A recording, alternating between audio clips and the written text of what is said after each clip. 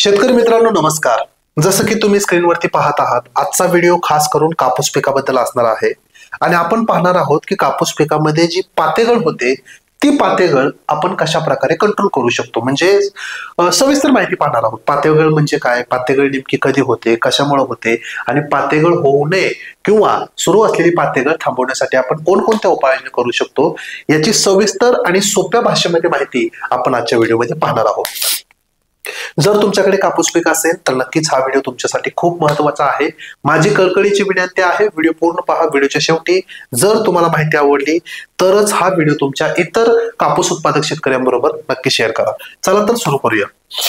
पुढे जाण्या अगोदर नेहमीप्रमाणे एक सूचना मित्रांनो, आपल्याकडे सोयाबीन, ऊस, कांदा, कोथिंबीर, गहू, कलिंगड आणि हरभरा पिकाचे वेगवेगळे शेड्यूल आहेत.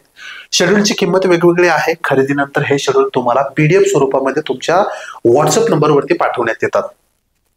तुम्हाला जर या शेड्यूलची अधिक माहिती घ्यायची असेल किंवा हे शेड्यूल खरेदी करायचे असतील तर डिस्क्रिप्शन बॉक्समध्ये या सर्व शेड्यूलच्या मी लिंक्स टाकलेल्या आहेत किंवा तुम्ही आम्हाला स्क्रीनवरती दिलेल्या व्हॉट्सअप नंबरवरती देखील थेट मेसेज करू शकता. कामकाजाची वेळ सकाळी 9 ते सायंकाळी 6 असणार आहे.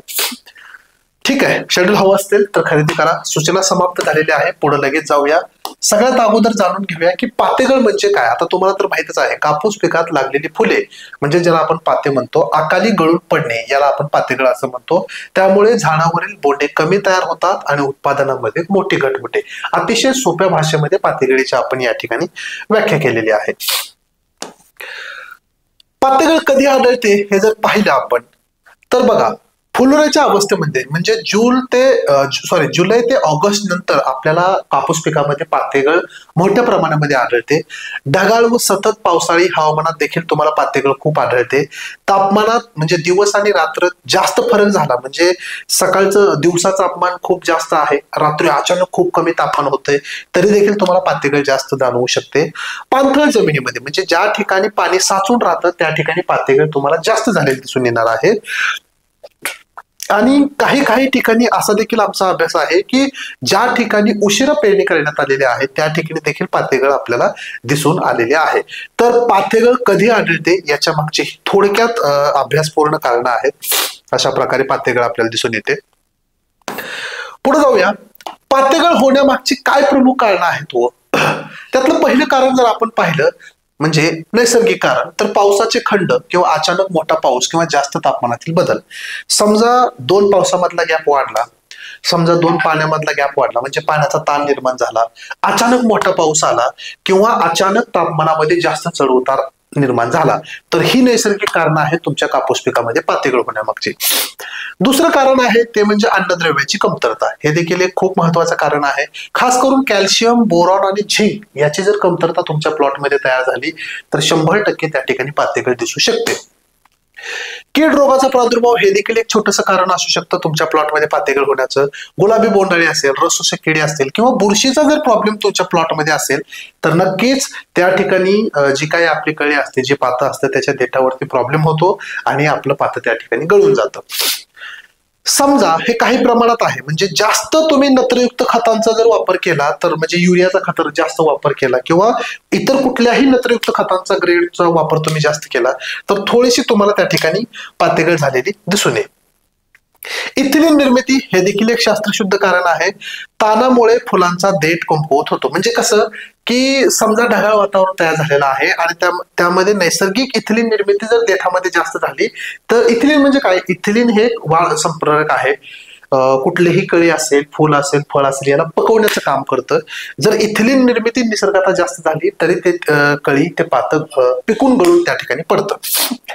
सगळ्यात महत्वाचं कारण नैसर्गिक कारण, अन्नद्रव्याची कमतरता आणि कीड रोगाचा प्रॉब्लेम, ही 3 महत्वाची कारणं आहेत. हे दोन्ही कारणं आपल्याला त्या ठिकाणी एवढी कारणीभूत नसतात, परंतु नक्कीच ह्यांचा देखील थोडासा वाटा असू शकतो. तर कापूस पिकामध्ये पातेगळ होण्यामागची कारणं आपण पाहिली. लक्षणं मला वाटत नाही सांगायची गरज आहे, हे सगळे फोटो त्याचेच आहेत. फुलांची अकाली गळ त्या ठिकाणी होते. काही ठिकाणी गळलेली फुले आपल्याला त्या ठिकाणी दिसून येतात. संपूर्ण शेतामध्ये एकाच अवस्थेमध्ये आपल्याला फुलगळ दिसून येते. समजा संपूर्ण शेतामध्ये एकाच वेळी फुलं गळली असतील तर ती नैसर्गिक कारणं आहेत. काही ठिकाणी गळलेली फुलं असतील तर त्या ठिकाणी कीड रोगाचा प्रॉब्लेम असू शकतो. आणि फुलांची आकळीगळ म्हणजे हे कारण आहे, त्याचं लक्षण आहे. फुलांच्या देठावर डंक किंवा बुरशी दिसणे हे देखील त्या ठिकाणी एक लक्षण आहे. 2 लक्षात ठेवा, संपूर्ण प्लॉट मध्ये एकदम पातळ झाली असेल तर नैसर्गिक कारण आहे, कुठं कुठं झाले असेल तर कीड रोग आहे. हे तुम्ही म्हणजे थोडस त्या ठिकाणी फरक करू शकता 2 पातेगळमध्ये. ओके, कारण कळलेले आहेत, सगळं झालेलं आहे, लक्षण आपण पाहिलेले आहेत. काय उपाय करायचे? समजा माझ्या प्लॉटमध्ये पातेगळ आलेले आहेत, मला काय करणं गरजेचं आहे? पाणथळ टाळणे, ठिबक वापरणे. म्हणजे काय की शक्यतो प्लॉटमध्ये पाणी साचणार नाही याची आपल्याला काळजी घ्यायची आहे.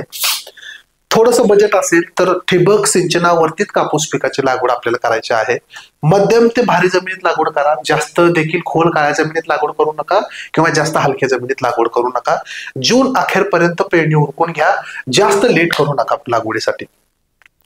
कमीत कमी 4 ते 5 फुटावर झाडांच्या शेंडा आपल्याला खोडायचा आहे. म्हणजे काय बघा की याच्यामुळे काय होणार आहे की जी अनावश्यक वाढ आहे ती कमी होणार आहे. 4-5 फुटावरती तुम्ही जर शेंडा खोडला तर त्या ठिकाणी अधिक फांद्या लागणार आहेत आणि त्या ठिकाणी चांगलं प्रकाश संश्लेषण होऊन म्हणजे पानाची संख्या वाढणार आहे, फांद्याची संख्या वाढणार आहे, म्हणूनच फुलांची संख्या वाढणार आहे. सेटिंग मध्ये तुम्हाला फायदा होणार आहे. माती परीक्षणावरती आपल्याला खत व्यवस्थापन करायचं आहे.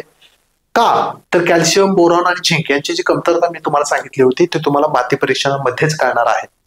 नंतर विभागून द्या, अजिबात एकदम सगळं खत टाकू नका. निदान 3 वेगवेगळ्या टप्प्यामध्ये आपल्याला खत व्यवस्थापन करायचं आहे. सूक्ष्म अन्नद्रव्यांची न चुकता फवारणी करा, खास करून कॅल्शियम, बोरॉन, झिंक प्लॉटला चांगल्या प्रकारे जाईल याची काळजी घ्या. गुलाबी बोंडाळी रस शोषक किडीवरती नियंत्रण ठेवा. ज्या गरजेच्या तुम्हाला फवारणी आहेत त्या तुम्ही करणं गरजेचं आहे. तर हे झाले एकात्मिक उपाय. पातेगळीसाठी जे तुमच्या आवडीचा विषय आहे की पटकन 2 फवारण्या सांगा, ते करतो, मिटून टाकतो विषय. पातेगळ मित्रांनो हा काही एकदम एका फवारणीमध्ये कंट्रोल होणारा विषय नाही. तुम्हाला डिटेलमध्ये अभ्यास करावा लागेल की नेमकं पातेगळ कशामुळे होत आहे आणि एकात्मिक पद्धतीने उपाय करावे लागतील. तरी देखील तुम्हाला 60-70% या ठिकाणी सोल्युशन मिळणार आहे या फवारणीमधून. मला वाटतं मी एकच फवारणी आहे, लक्षपूर्वक पहा कुठली फवारणी आहे. बाहेर कंपनीचं प्लॅनोफिक्स म्हणून येतं, आपल्याला 50 मिली घ्यायचं आहे. Chelated calcium 10% 150 gram, boron 20% 200 gram. हे सर्व 150 लिटर पाण्यासाठी एकत्र करून आपल्याला फवारणी करायची आहे. गरज पडली 8-10 दिवसानंतर दुसरी फवारणी आपल्याला करायची आहे. तर बेस्ट सोल्युशन आहे कॅल्शियम, बोरॉन आणि एक संजीवक देखील त्या ठिकाणी जातं, जे आपल्या प्लॉटमध्ये जी काय अन्नद्रव्याची कमतरता आहे ते भरून काढतं आणि प्लॉटचा जो ताण वगैरे आहे तो कमी करतं. ही खूप चांगली फवारणी आहे, प्लॅनोफिक्स, चिलेटेड कॅल्शियम आणि चिलेटेड बोरॉन. तर मित्रांनो अशा प्रकारे अतिशय छोट्या वेळामध्ये मी तुम्हाला कापूस पिकातील पातेगळ का होते आणि त्यासाठी आपल्याला काय करणं गरजेचं आहे सांगितलेलं आहे. याच्या व्यतिरिक्त तुम्ही कुठली फवारणी करता ती फवारणी देखील कमेंट्स बॉक्समध्ये सुचवा, जेणेकरून आपल्या इतर शेतकऱ्यांना त्याचा नक्कीच फायदा होणार आहे. भेटूया एका नवीन व्हिडिओमध्ये. तुर्तास धन्यवाद.